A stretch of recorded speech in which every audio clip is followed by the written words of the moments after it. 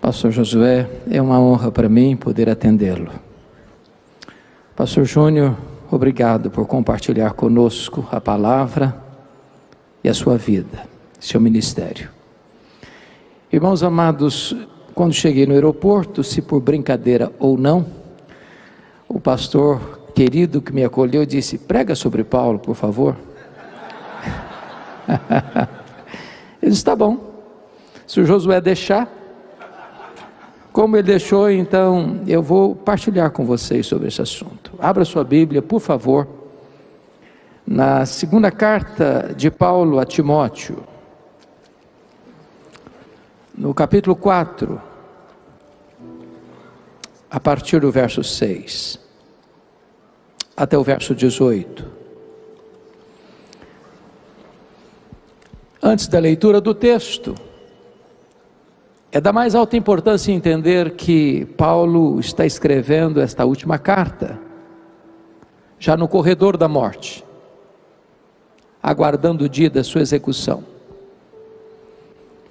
E as palavras que vamos ler são as últimas palavras de Paulo registradas na Bíblia, antes do seu martírio.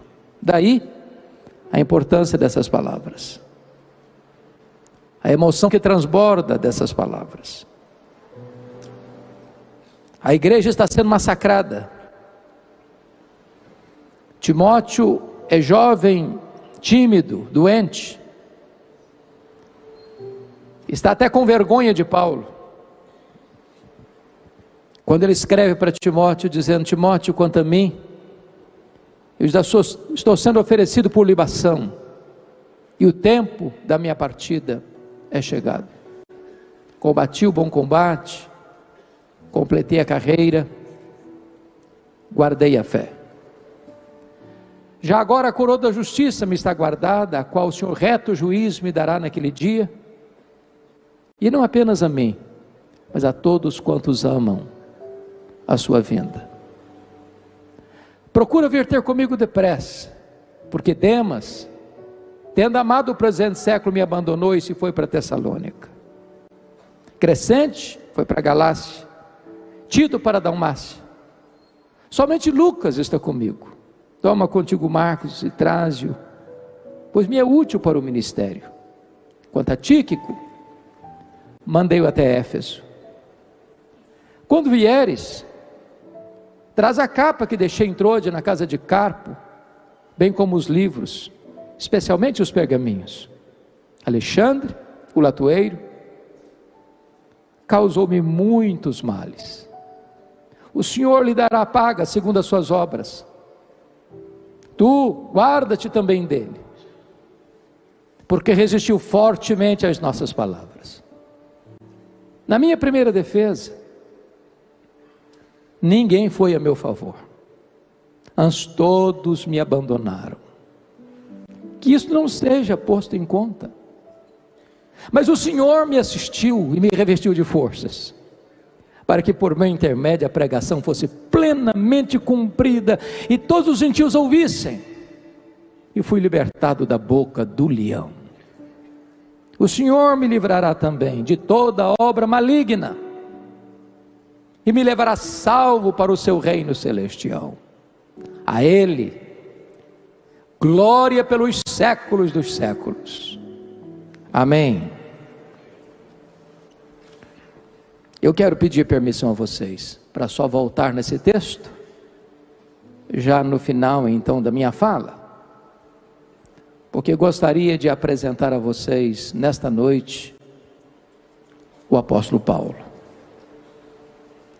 Este homem que escreveu 13 dos 27 livros do Novo Testamento. Este homem que percorreu o império, plantando igrejas, nas províncias da Galácia, da Macedônia, da Acaia, da Ásia Menor.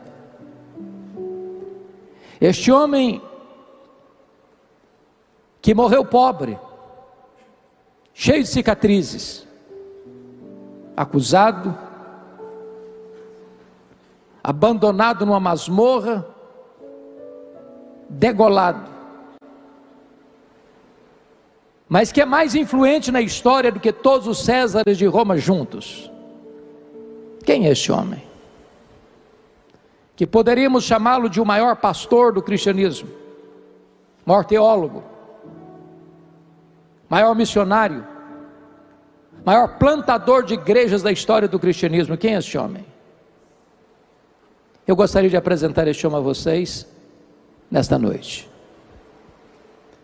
A primeira informação que podemos colher das Escrituras acerca dele está lá em Filipenses capítulo 3, versos 5 e 6. Ele foi circuncidado ao 8º dia, da linhagem de Israel, da tribo de Benjamim, hebreu de hebreus, quanto à lei fariseu, quanto ao zelo perseguidor da igreja. Ele era um judeu puro sangue. Somos informados a partir de Atos 22:3, que ele nasceu em Tarso da Cilícia, portanto cidadão romano por direito de nascimento, e foi enviado para Jerusalém, onde morava sua irmã, para aprender aos pés do grande mestre Gamaliel, sobrinho, neto do famoso Rabino Hillel, para tornar-se um dos grandes líderes do judaísmo. Gálatas 1,14 nos informa que ele demonstrou-se zeloso da lei e destacou-se entre os seus pares, pelo zelo que ele tinha pela tradição farisaica. Tornou-se um homem forte, de um conhecimento enciclopédico, poliglota, candidato a ser o grande líder do judaísmo do primeiro século. Porém, na mesma medida que Saulo se fortalecia em Jerusalém, um outro rabino crescia também em Israel, não na decantada Jerusalém, não perlustrando os bancos de uma academia teológica, mas numa pequena cidade, numa desprezada cidade, com as mãos calejadas na urdidura da luta de uma carpintaria. Este rabino da Galileia, aos 30 anos, deixa Nazaré, vai ao Jordão, é batizado por João Batista, dá início ao seu ministério, e diz a Bíblia que ele ensinava não como os escribas, não como os fariseus, mas ensinava com autoridade. Os cegos viam, os surdos ouviam, os mudos falavam, os coxos andavam, os mortos ressuscitavam. Isso provoca inveja no Sinédrio, que começa a vigiá-lo, caçá-lo, investigá-lo. Então prenderam-no, contrataram testemunhas falsas para acusá-lo, costuraram 2 graves acusações contra ele: blasfêmia contra Deus e conspiração contra César. Levaram-no ao governador romano, clamaram para que ele fosse crucificado, crucificaram-no, sepultaram-no para alívio do sinédrio judaico. Porém, no primeiro dia da semana, um fato aconteceu. O túmulo do Rabi da Galileia foi aberto de dentro para fora. Ele entrou nas entranhas da morte, ele arrancou o aguilhão da morte, ele matou a morte e ressuscitou, inaugurando a imortalidade. Isso é uma bomba no arraial do inimigo. Então, nesse momento, Saulo de Tarso, braço de ferro do sinédrio judaico, se levanta como o maior opositor do cristianismo. E a Bíblia diz que ele persegue os cristãos com fúria indomável. E o Novo Testamento nos apresenta 2 retratos dele. Primeiro, ele era uma fera indomável. É isso que está lá em Atos 9:1, que ele respirava ameaças e morte contra os discípulos do Senhor Jesus. E a palavra lá é a palavra para descrever uma fera que salta sobre a sua presa para devorá-la. Ele era uma fera selvagem. Se não, vejamos. Em 1 Timóteo 1,13, ele se autodefine como um blasfemo, insolente, perseguidor. Em 1 Coríntios 15:9, ele se autodefine como o menor dos apóstolos, que nem direito tinha de ser chamado apóstolo, porque perseguiu a igreja de Deus. Em Atos 8:3, diz que ele entrava nas casas e arrastava homens e mulheres para lançá-los na prisão, e assim ele assolava a igreja de Deus. Em Gálatas 1:13, diz que ele devastava a igreja de Deus. Mas Atos 9, verso 21, diz que ele exterminava os discípulos de Jesus em Jerusalém.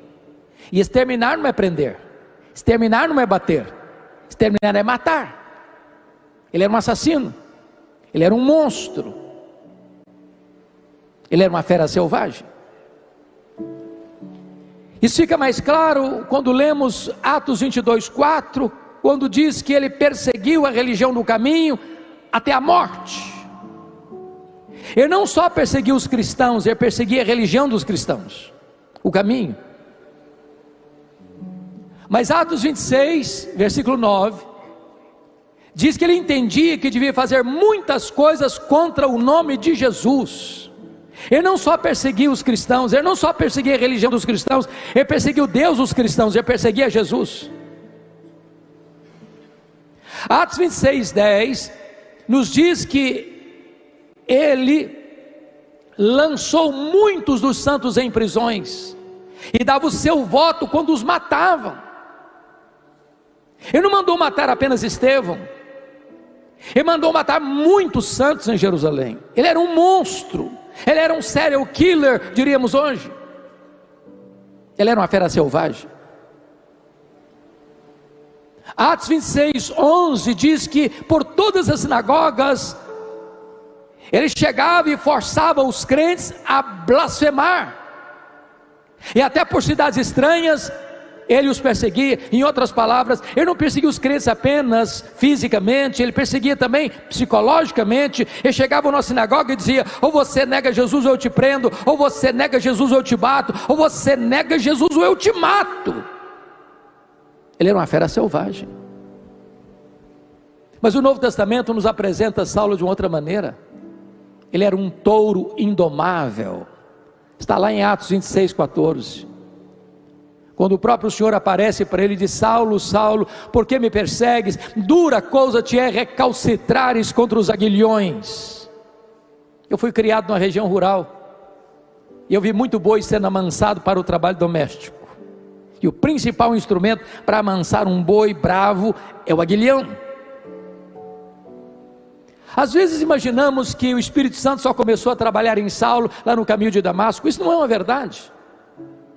Todas as vezes que Saulo entrava numa casa e arrastava homens e mulheres para a cadeia, todas as vezes que Saulo entrava numa sinagoga, não respeitando o lugar sagrado, e forçava os crentes a blasfemar, e em vez desse crente blasfemar, preferia morrer por causa da sua fé, era o Espírito Santo picando a consciência desse homem, era o Espírito Santo ferroando esse touro bravo. Mas esse touro bravo não quer ser amansado, até o dia que o domador de touro bravos, quando ele vai furiosamente prender os cristãos em Damasco, joga esse touro bravo no chão e grita: Saulo, Saulo, por que me persegues? Dura coisa te é recalcitrares contra os aguilhões. O touro bravo está caído, o touro bravo está vencido, o maior perseguidor do cristianismo está convertido. Fecha-se aqui o primeiro capítulo da sua história, abre-se um novo capítulo na sua vida. A preparação de Saulo para o ministério. Diz a Bíblia que ele foi levado cego do caminho de Damasco até a casa de Judas, na rua direita, em Damasco. E Atos 9:13 diz que o Senhor fala a um discípulo lá em Damasco, chamado Ananias: vai lá, Ananias, na rua direita, na casa de Judas, impõe as mãos sobre Saulo, para que ele possa ser curado. E Ananias responde: mas Senhor, nós temos ouvido falar tanto mal desse homem, quantos males ele tem feito aos teus servos em Jerusalém. Mas o Senhor disse: vai, ele é para mim um vaso escolhido, eu enviarei para longe aos gentios, e eu lhe mostrarei o quanto importa sofrer pelo meu nome. Ananias vai e impõe as mãos sobre ele, ele fica curado, ele volta a ver. Então diz a Escritura que ele é batizado e fica cheio do Espírito Santo. Agora abra sua Bíblia comigo, por favor, em Atos 9:20. Logo depois que foi curado, batizado, revestido com o Espírito Santo, está escrito em Atos 9:20 que ele passou a pregar nas sinagogas de Damasco, afirmando que Jesus é o Filho de Deus. Por favor, confira agora Atos 9:22. Saulo mais e mais se fortalecia, confundindo os judeus, demonstrando que Jesus é o Cristo. Eu pergunto a vocês, há alguma diferença entre o que ele fez no verso 20 para o que ele fez no verso 22? No verso 20, ele afirma que Jesus é o Filho de Deus. Mas no verso 22, ele demonstra que Jesus é o Messias, que Jesus é o Cristo. E demonstrar é provar uma tese detalhada, meticulosa e exaustivamente. Há uma profunda diferença. A pergunta é: quanto tempo durou entre o que ele fez no verso 20 para o que ele fez no verso 22? Atos não responde esta pergunta. A resposta está em Gálatas capítulo 1, versículos 13 a 18. E somos informados aí que logo que ele foi convertido, ele não sobe para Jerusalém, onde estavam os apóstolos, ele vai para a Arábia, e fica na Arábia 3 anos, e depois de 3 anos, conforme Gálatas 1,18, ele volta outra vez para Damasco. A pergunta é: o que ele ficou fazendo 3 anos na Arábia? E a resposta é: um seminário intensivo com o Senhor Jesus. Se Jesus investiu 3 anos nos apóstolos, em Jerusalém ou em Israel, Jesus investe 3 anos em Saulo, na Arábia. Nesses 3 anos, Saulo releu o Antigo Testamento, e ele releu o Antigo Testamento, e ele releu o Antigo Testamento, e chega a uma conclusão: aquele Jesus que ele perseguira, de fato, é o Messias. Convencido dessa verdade, Gálatas 1,18 diz que retorna outra vez para Damasco, e aí que se encaixa o verso 22. Saulo mais e mais se fortalecia, confundindo os judeus, demonstrando, provando que Jesus é o Cristo, que Jesus é o Messias. O que é que acontece com ele? Os judeus querem matá-lo. Ele tem que fugir de noite, dentro de um cesto, muralha abaixo. Para onde ele vai agora? Confira comigo Atos 9:26. Agora ele sobe para Jerusalém. E eu preciso agora da sua atenção, da sua paciência, porque quero aqui fazer uma afirmação muito polêmica. Quero defender uma tese, e a tese que eu quero defender é que quando Saulo sobe aqui para Jerusalém, ele está governado ainda pela velha aliança. Às vezes nós imaginamos, irmãos, que Saulo foi poderosamente usado por Deus desde a sua conversão. Isso não é verdade. Saulo teve que aprender uma verdade gloriosa, que nós chamamos de nova aliança. Verdade essa que o próprio Paulo ensinou na sua segunda carta aos Coríntios, a partir do capítulo 2, versículo 14, quando diz: graças, porém, a Deus, que em Cristo sempre nos conduz em triunfo, e por meio de nós manifesta a fragrância do seu conhecimento, tanto nos que são salvos, como nos que se perdem. Para esse, cheiro de morte para morte, para aqueles aroma de vida para vida. Mas quem, porém, é suficiente para essas coisas? A pergunta fica no ar no capítulo 2, versículo 16, de 2 aos Coríntios, mas a resposta só chega no capítulo 3, versículos 4 a 6, quando ele diz que a nossa suficiência vem de Deus. Isso é nova aliança. O que é velha aliança? Quando Moisés desceu do Monte Sinai com as tábuas da lei, o povo disse: tudo que o Senhor falou, nós faremos. Pergunta: fizeram? Resposta: não. Por que não fizeram? Faltou-lhes sinceridade? Não, faltou-lhes poder. Na velha aliança tudo depende de nós, nada depende de Deus. Mas na nova aliança tudo depende de Deus, nada depende de nós. Então a tese que eu vou levantar é esta: quando Saulo sobe para Jerusalém, ele está governado pela velha aliança. Por que afirmo isso? Primeiro, quando Saulo sobe para Jerusalém, ele sobe com a seguinte ideia: eu vou ser o grande líder da igreja de Jerusalém. Por que pensa isso? Primeiro, Todos os apóstolos de Jesus, exceto Judas Iscariotes, eram galileus. E você sabe que aqui na Judéia, em Jerusalém, os galileus lá do norte são considerados gente de segunda classe. Por exemplo, no Pentecostes, quando o Espírito Santo foi derramado e houve um grande ajuntamento por causa do fenômeno ali do derramamento do Espírito Santo, uns olharam com ceticismo e disseram: o que quer isso dizer? Outros olharam com preconceito e responderam assim: esquece, são galileus, estão bêbados. Saulo pensou: esses galileus aqui em Jerusalém não vão conseguir nada não. Segundo, os apóstolos de Jesus, todos eles eram, além de galileus, iletrados. Jerusalém era a capital intelectual da teologia. Ele pensou: esses galileus iletrados aqui em Jerusalém não vão conseguir nada. Sabe o que Saulo está dizendo? Eu tenho o melhor currículo, eu tenho a melhor performance, eu tenho o melhor preparo, eu estou qualificado para liderar a obra aqui. Esses aí jamais. E com essas ideias fervilhando em sua mente é que ele sobe. Agora veja comigo o que aconteceu no capítulo 9, versículo 26. Quando ele chegou na igreja de Jerusalém, os discípulos não acreditaram na conversão dele, pensaram que ele estava sabotando a fé para perseguir a igreja e bater a porta da igreja na cara dele. Quem queria ser líder nem recebido foi. Deus está golpeando o orgulho dele.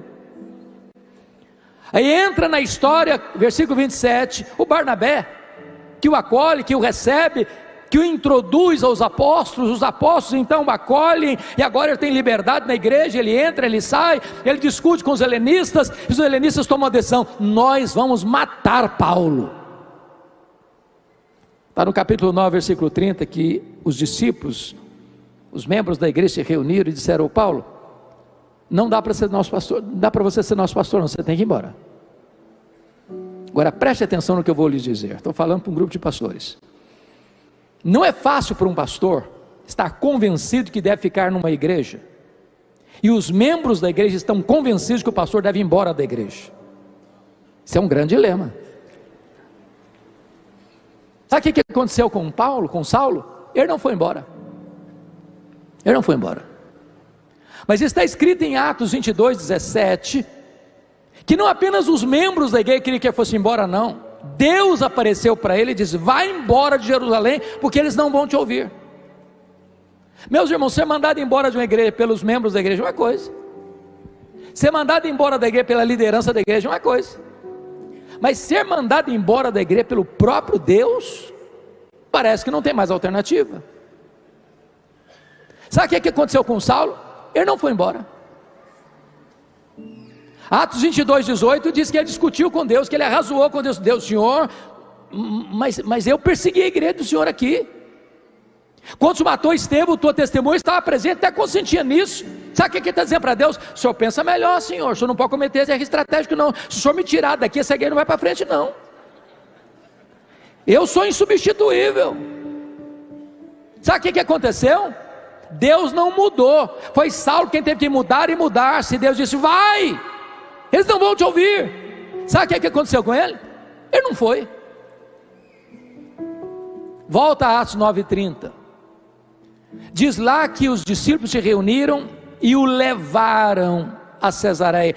Preste atenção, ele não foi, ele foi levado. Ele não saiu, saíram com ele. Ele saiu de Jerusalém como Ló saiu de Sodoma, a reboque.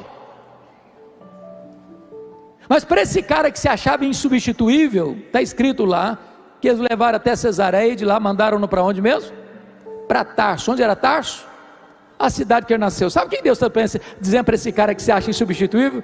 Meu filho, se você pensa que eu preciso de você, você está muito enganado. É você que precisa de mim, então arruma as malas e volta para casa.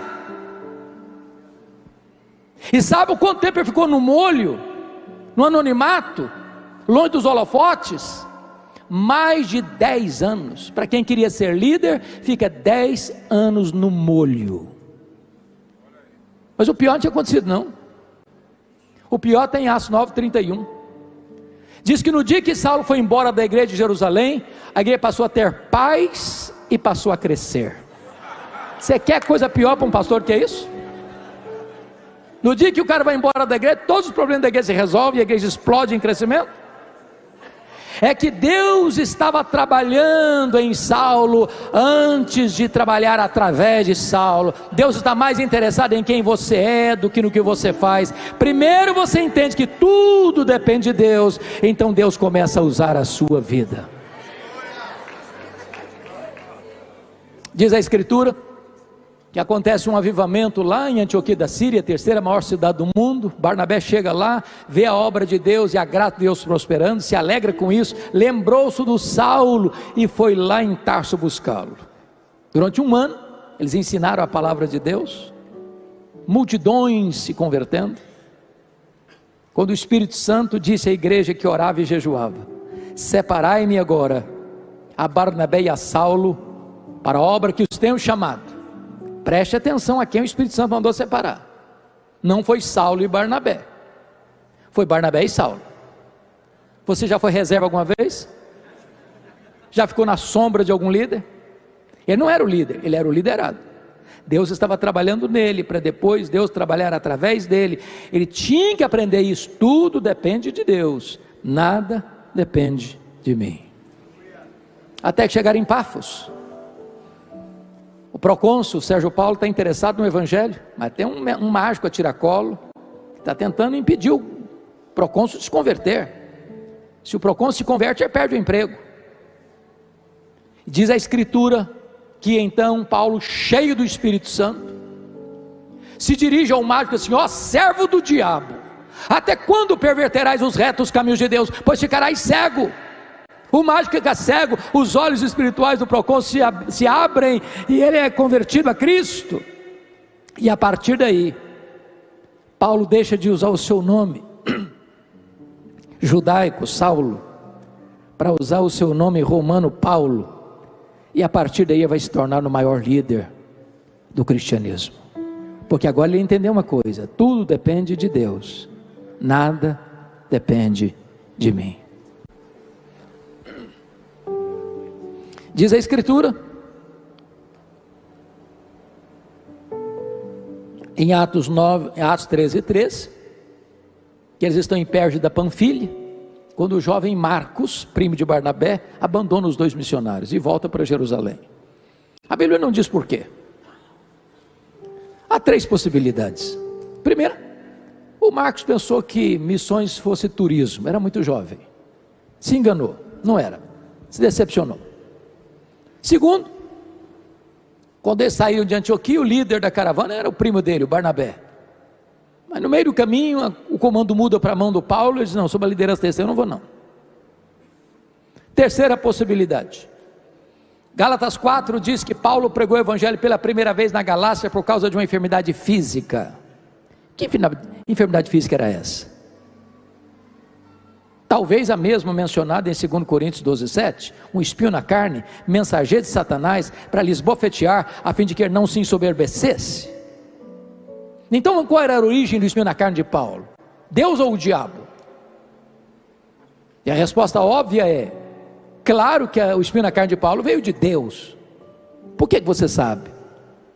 Por causa do propósito, para ele não se ensoberbecer. Você tem alguma dúvida que o diabo trabalha 24 horas por dia para fazer de você um pavão? Mas se o espinho na carne veio de Deus, como é que Satanás batia na cara dele com o espinho? Porque isso é o propósito do diabo. Quando a providência é carrancuda, e às vezes é, o diabo chega para você e pergunta: está vendo aí, você não é crente, você não é pastor, você não é líder, está passando essa magrela toda. Se Deus gostasse mesmo de você, você não estava nessa não. Mentira, Deus nunca prometeu para você a ausência de luta. O que prometeu para você e para mim é estar conosco todos os dias, até a consumação dos séculos.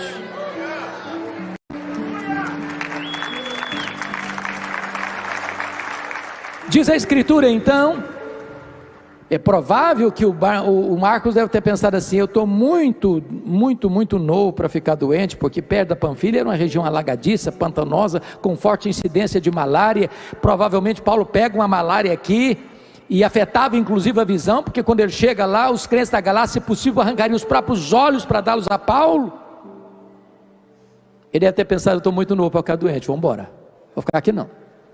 Então, diz a Bíblia que Paulo deixa essa região pantanosa, alagadiça, sobe as montanhas do Cáucaso e chega na Galácia do Sul, Antioquia da Pisídia, Icônio, Derbe e Listra, e ali planta igrejas com lágrimas, com sangue, mas deixa igrejas plantadas e liderança estabelecida. Em Atos 14, 26 e 27, retornando à base, a igreja enviadora de Antioquia da Síria, diz a Bíblia que eles reuniram a igreja e relataram quantas coisas fizera Deus, e como Deus abrira a porta do evangelho para os gentios. Notinha de rodapé: tem espaço para testemunho na igreja, mas não tem espaço para projeção humana na igreja. Eles não relataram quantas coisas fizeram eles, relataram quantas coisas fizera Deus. Quem faz a obra é Deus, nós somos apenas os instrumentos. Agora preste atenção, irmãos, não tem crescimento de igreja sem dor, sem luta, sem lágrimas, porque quando a igreja cresce, os problemas também crescem, não é verdade? Então diz Atos 15, 1, que os membros da seita dos fariseus, ouvindo que os gentios estavam se convertendo e entrando para a igreja sem passar pelo rito da circuncisão, desceram de Jerusalém e disseram: se vocês não se circuncidarem, vocês não poderão ser salvos. Se vocês não guardarem a lei de Moisés, não há salvação para vocês. Mas isso não é evangelho. Se acrescentar alguma coisa à obra completa e cabal de Cristo. Então preste atenção no que eu vou lhes dizer agora. Quando a teologia está ruim, quanto mais se prega, pior fica. Então a igreja precisou se reunir, os apóstolos, os presbíteros, para realinhar a doutrina da igreja à luz das Escrituras. E a decisão tomada é que é só a fé em Cristo, sem qualquer acréscimo, porque ninguém pode acrescentar nada à obra perfeita, completa e cabal de Cristo Jesus na cruz do Calvário. A decisão foi tomada, a decisão foi escrita, a decisão foi comunicada às igrejas. Agora o caminho estava aberto para retorno da segunda viagem missionária. Veja comigo Atos 15, 36. Paulo chega para Barnabé e diz: Barnabé, vamos voltar? Vamos visitar as igrejas que nós plantamos? Barnabé diz: vamos, Paulo.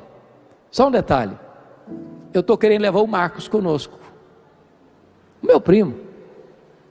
Paulo diz assim: eu não acho justo levarmos aquele que nos abandonou desde perto da Panfilha. Eu acho bonito o relato porque está muito polido, né? Muito polido. Mas diz a Bíblia que houve tal desavença entre Paulo e o Barnabé por causa do Marcos, vocês não caminharam juntos mais. Então me permita parafrasear o que eu acho que aconteceu. Acho que foi mais ou menos o seguinte: Paulo, todo animado, chegou: Barnabé, que decisão maravilhosa que o Concílio de Jerusalém tomou. O caminho está aberto, meu irmão, vamos voltar? Vamos sim, Paulo, eu também estou animado. Mas você está lembrado do meu primo? Mas é claro, né, Barnabé, que eu estou lembrado do seu primo. Ô Paulo, deixa eu te falar, eu estou acomodado a levá-lo de novo com a gente. Paulo fechou a cara. Você está de brincadeira, né, Barnabé? Não, Paulo, eu acho que agora ele amadureceu. Pois é, Barnabé, comigo esse rapaz não vai não. Ô Paulo, mas vamos dar uma chance para ele. Comigo ele não vai, Barnabé. Ô Paulo, você está sendo radical. Comigo ele não vai, Barnabé. E pronto, chega. Houve tal desavença entre os dois que não caminharam juntos mais. Agora já pensou comigo se não tivesse um Barnabé na vida do Marcos? Você já foi descartado alguma vez? Persona não grata alguma vez? Alguém já disse para você: no meu time você não joga, na minha equipe pastoral você não trabalha, você não serve para caminhar comigo? Diz a Bíblia que Barnabé pegou o Marcos e levou para Chipre. Mais tarde Pedro discipulou Marcos. O primeiro evangelho a ser escrito não é Mateus, é Marcos.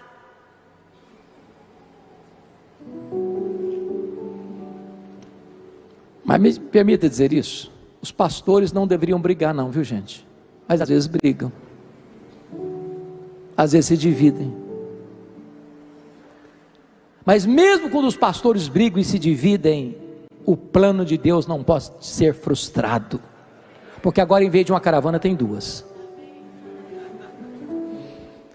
Paulo pega Silas, profeta da igreja de Jerusalém, e quer ir para a Ásia. Deus: não é para a Ásia, você vai não, impediu, o Espírito Santo impediu de ir para a Ásia.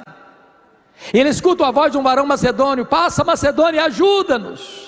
Ele entrou na Europa, ele entrou no Ocidente, ele entrou na Macedônia, e isso tem uma importância missionária vital para você e para mim. É por isso que você e eu estamos aqui nesta noite, e não mergulhados nas densas trevas do paganismo. Louvado seja o Senhor. E ele então chega em Filipos, e ali ele prega o evangelho, e ali o coração de uma mulher se abre numa reunião de oração, e ali no meio da rua uma mulher endemoniada é liberta, e ali o carcereiro, na hora do suicídio, tem um encontro com Jesus. Igreja é plantada, mas com lágrimas, com sangue, e ele é escorraçado dali, e ele chega em Tessalônica, e ele é escorraçado de Tessalônica, e ele chega em Bereia, e é enxotado de Bereia, ele chega em Atenas, ele é chamado de tagarela, ele vai para Corinto, ele é chamado de impostor, mas deixa igrejas plantadas, estabelecidas. Vai para a terceira viagem missionária, fica 3 anos em Éfeso, ali acontece um poderoso revivamento.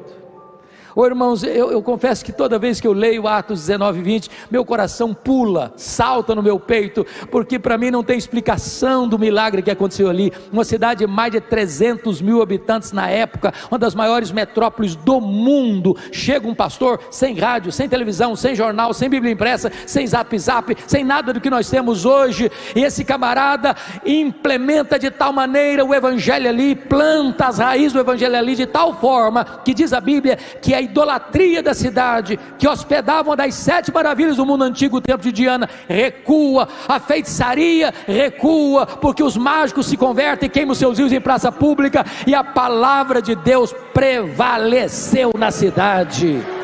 Igrejas são plantadas em toda a província, como Esmirna, Pérgamo, Tiatira, Sardes, Filadélfia, Laodiceia, Colossos e Herápolis, um grande reavivamento espiritual.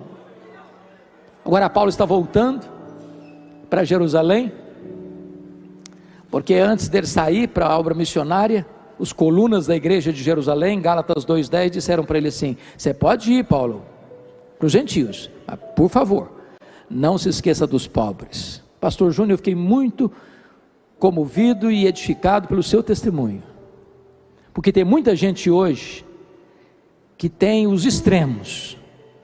Eu me importo com a salvação da alma, é isso só que eu me importo. Outros não, eu me importo em encher a panela do pobre, é só isso que eu me importo. O evangelho é integral, não tem separação entre obra missionária e ação social. A igreja de Deus é missionária, a igreja de Deus evangeliza, mas a igreja de Deus cuida dos carentes, cuida dos necessitados, cuida dos órfãos, cuida das viúvas, cuida dos pobres.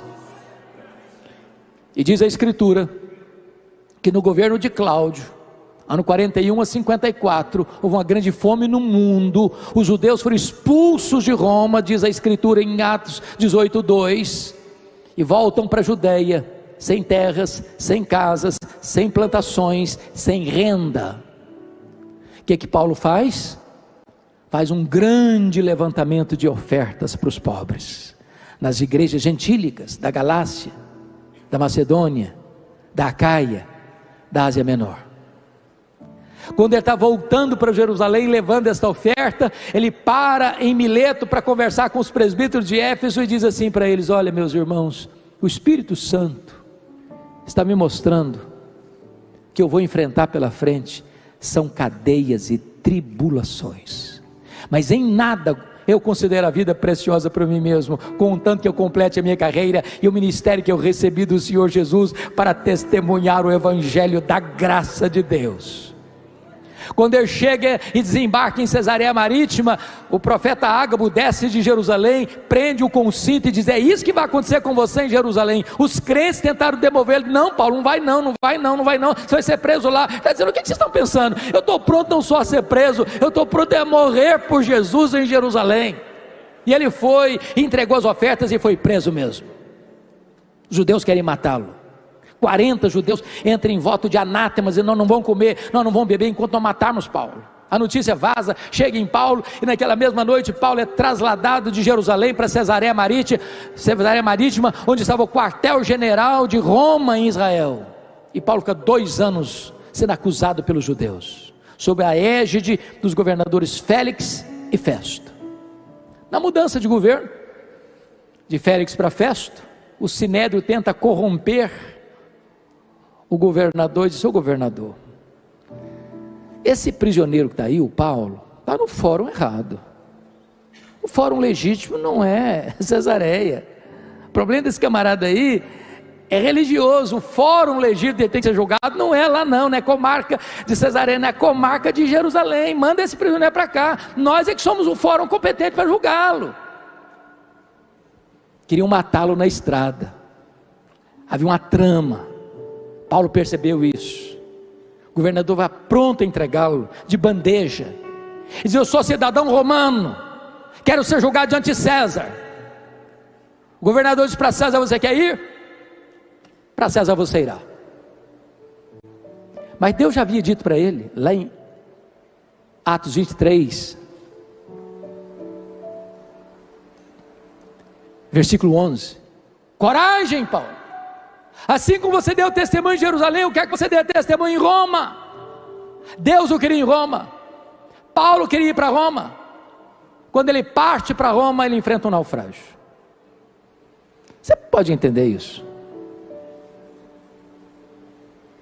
Se Deus me quer em Roma, se eu quero ir para Roma, o que é que eu espero? Uma viagem de céu de brigadeiro, de mares serenos e calmos. Aquele navio se despedaça todo. Na hora do maior desespero, um anjo aparece para Paulo no navio e diz: coragem, Paulo, tem bom ânimo, ninguém vai morrer. Eu entreguei toda essa gente nas suas mãos, mas é necessário que vocês vão dar numa ilha. E aqui tem a oração mais óbvia que eu encontro na Bíblia. Sabe qual foi a oração que fizeram? Lá em Atos 27, oraram para o dia amanhecer. Meus irmãos, se você orar, o dia amanhece. Se você não orar, amanhece do mesmo jeito. Do mesmo jeito.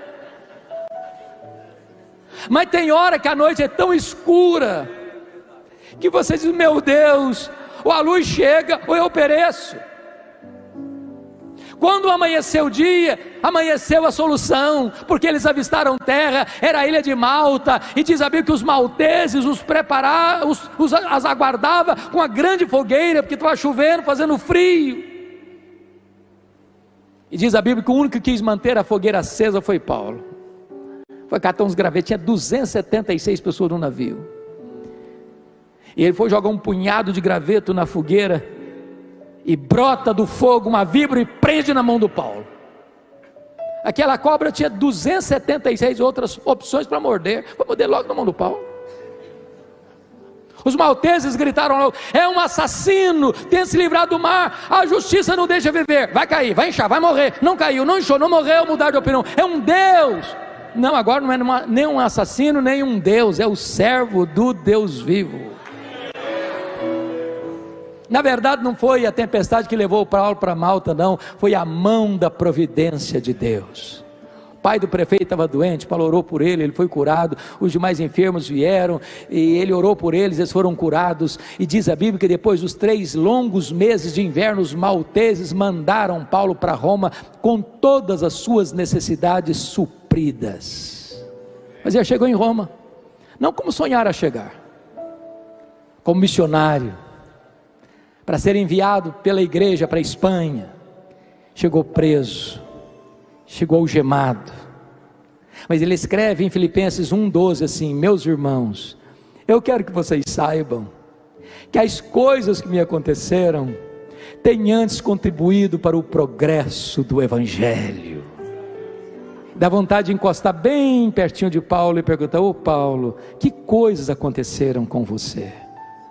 Ele poderia resumir para nós, pastor Josué, dizendo assim: olha, eu fui perseguido em Damasco, eu fui rejeitado em Jerusalém, eu fui apedrejado em Listra, eu fui açoitado em Filipos, Eu fui escorraçado de Tessalônica, eu fui enxotado de Bereia, eu fui chamado de tagarela em Atenas, eu fui chamado de impostor em Corinto, eu enfrentei feras em Éfeso, eu fui preso em Jerusalém, eu fui acusado em Cesareia, eu enfrentei um naufrágio para Roma, eu fui picado por uma cobra em Malta. Mas eu quero dizer para vocês que as coisas que me aconteceram têm antes contribuído para o progresso do Evangelho. Esse homem não crê em acaso, esse homem não crê em sorte, esse homem não crê em azar, esse homem não crê em determinismo cego, esse homem não crê em olho gordo, esse homem sabe que a mão de Deus dirige o seu destino.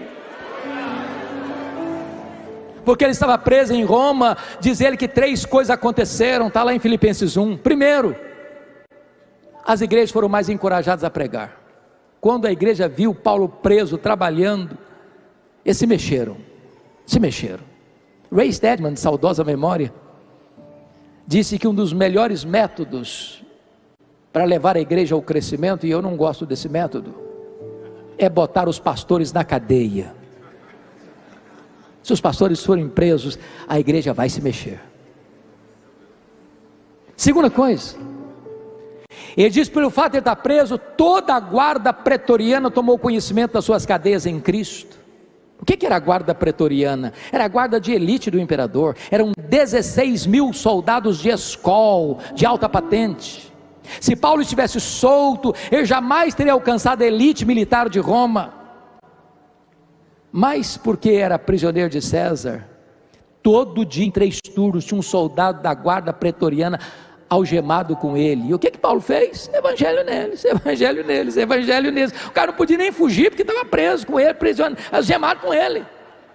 Depois de 2 anos em rodízio, toda a guarda pretoriana estava evangelizada. Isso é conspiração divina. Tanto é fato que no capítulo 4, versículo 22, Paulo escrevendo para os filipenses diz: os santos vos saúdam, especialmente os da casa de César.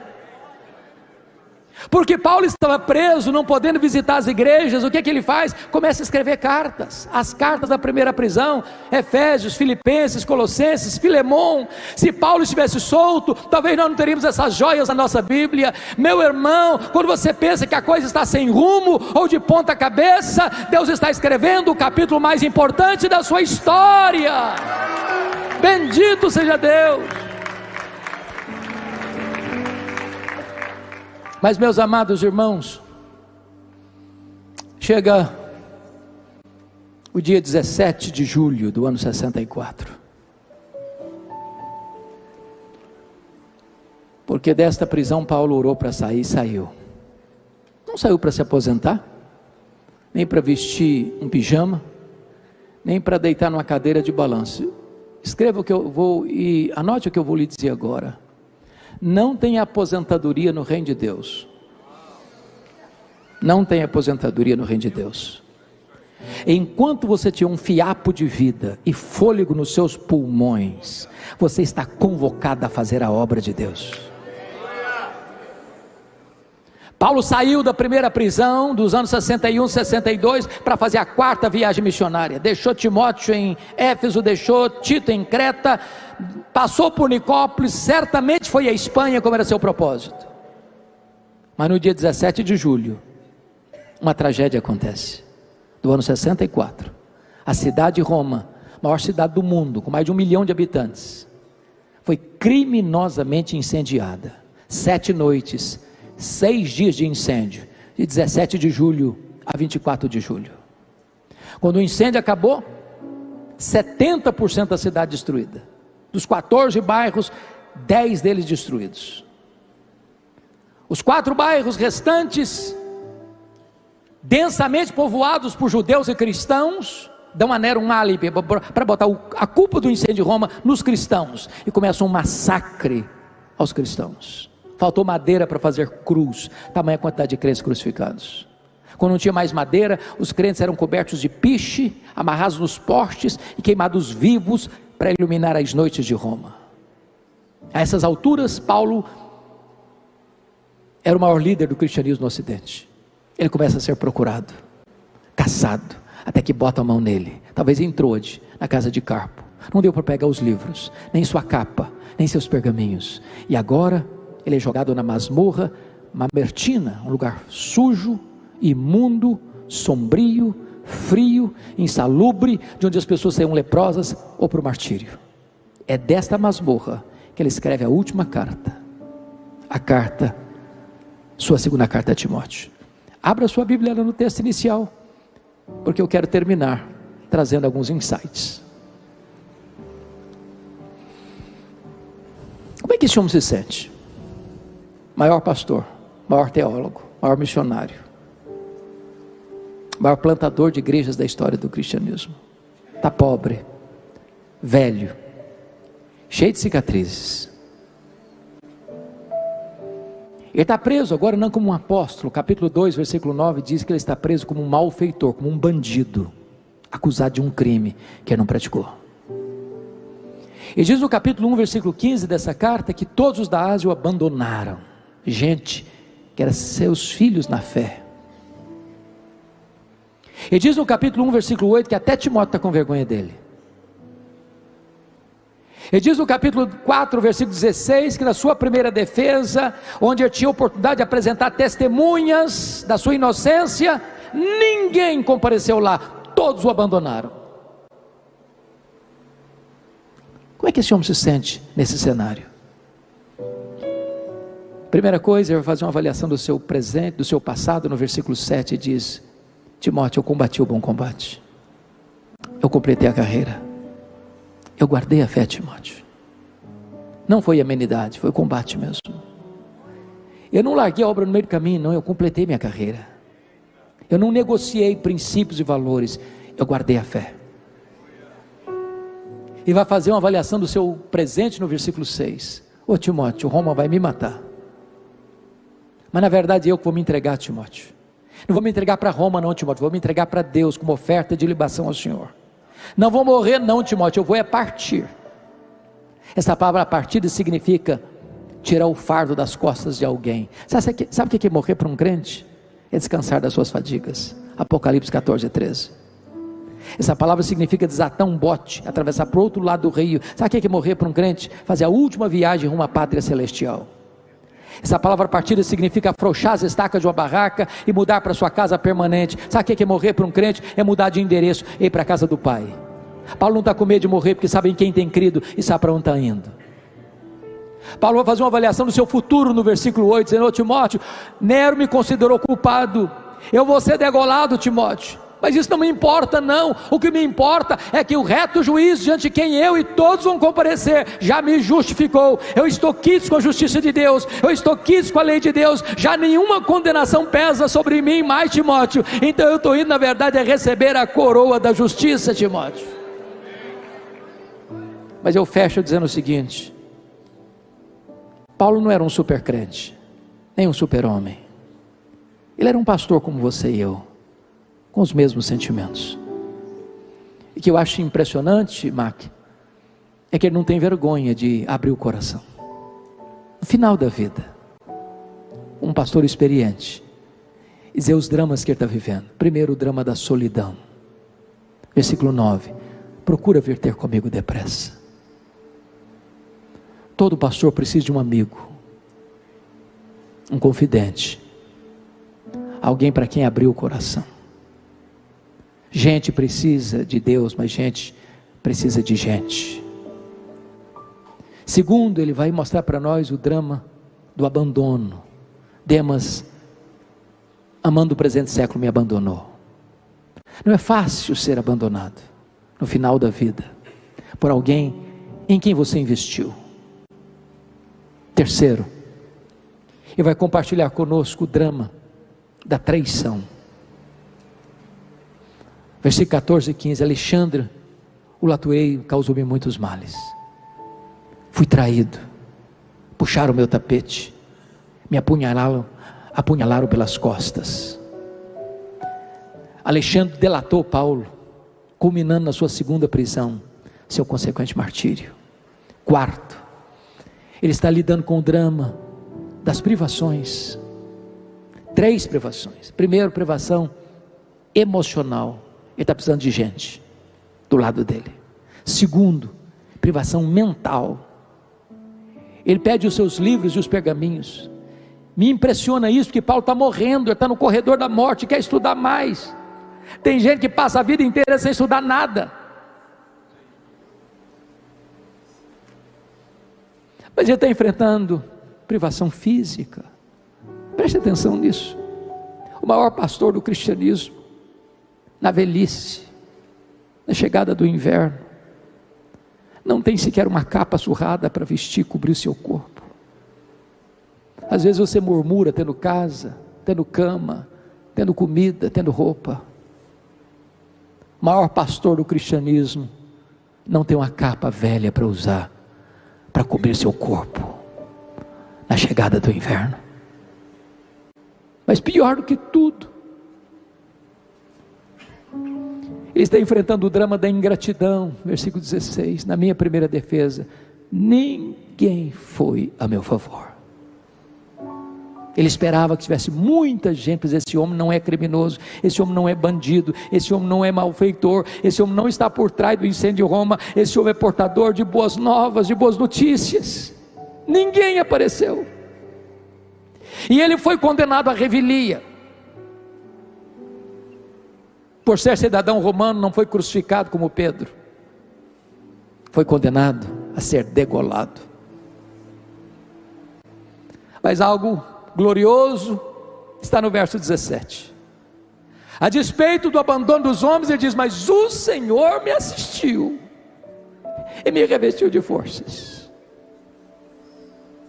para que por meu intermédio a pregação fosse plenamente cumprido. O que importa não é o obreiro, é a obra. O que importa não é o evangelista, é o evangelho. Deus sepulta os seus obreiros, mas a sua obra continua.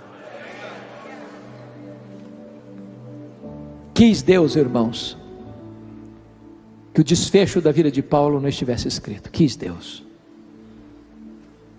Mas eu vejo, pastor Júnior, pastor Josué, esta cena diante dos meus olhos.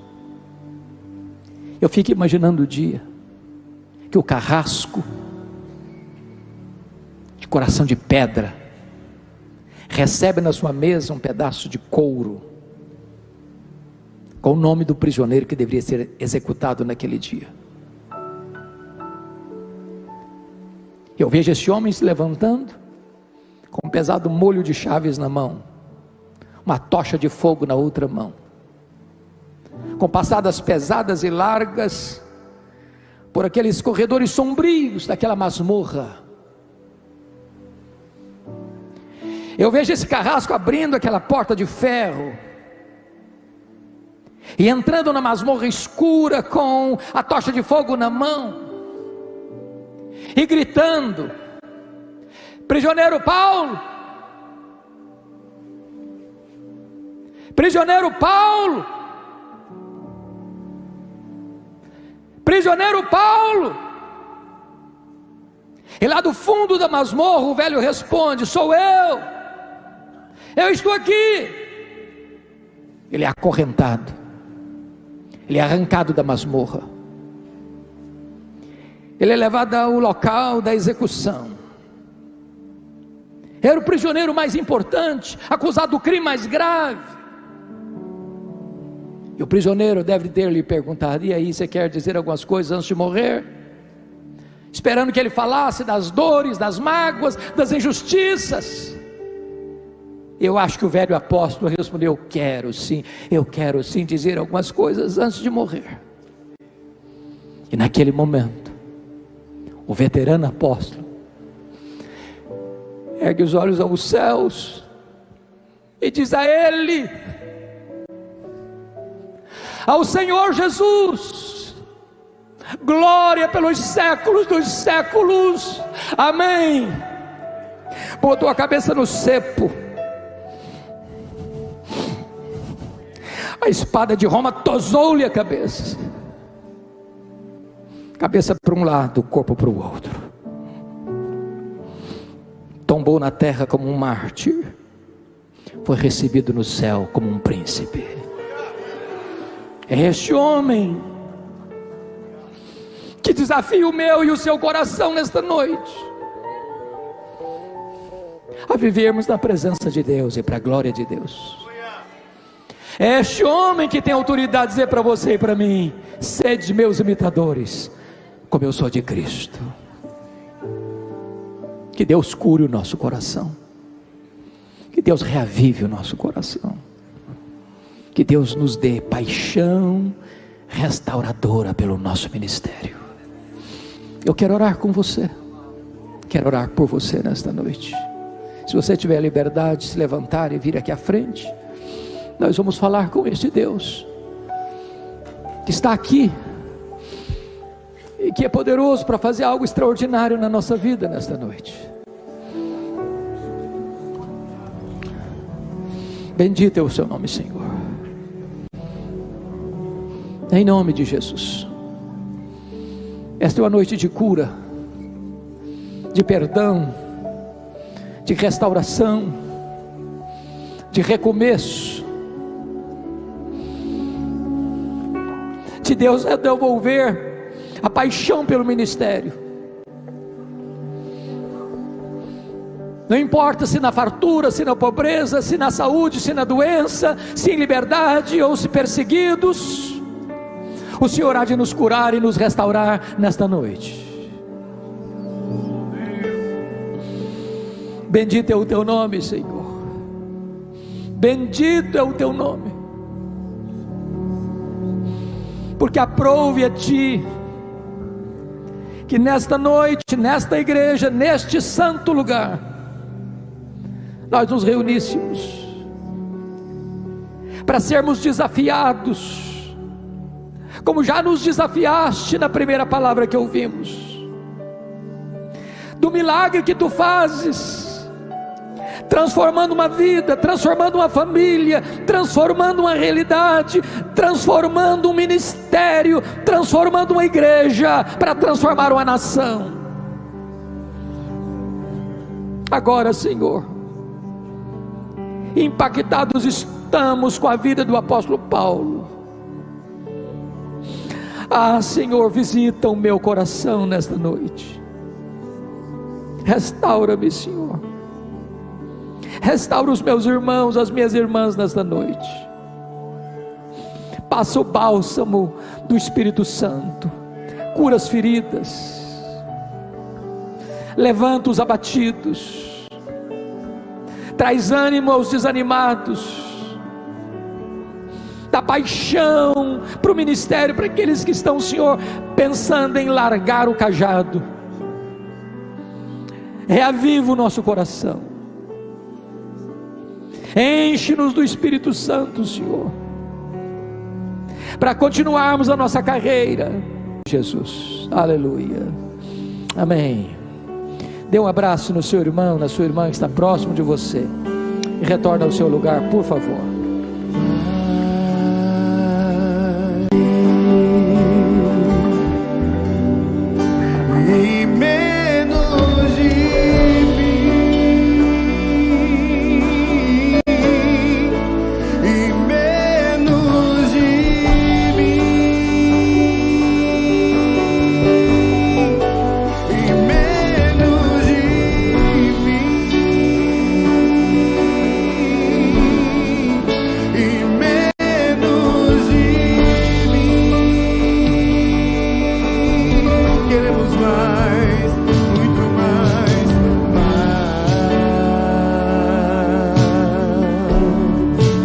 Conosco assim.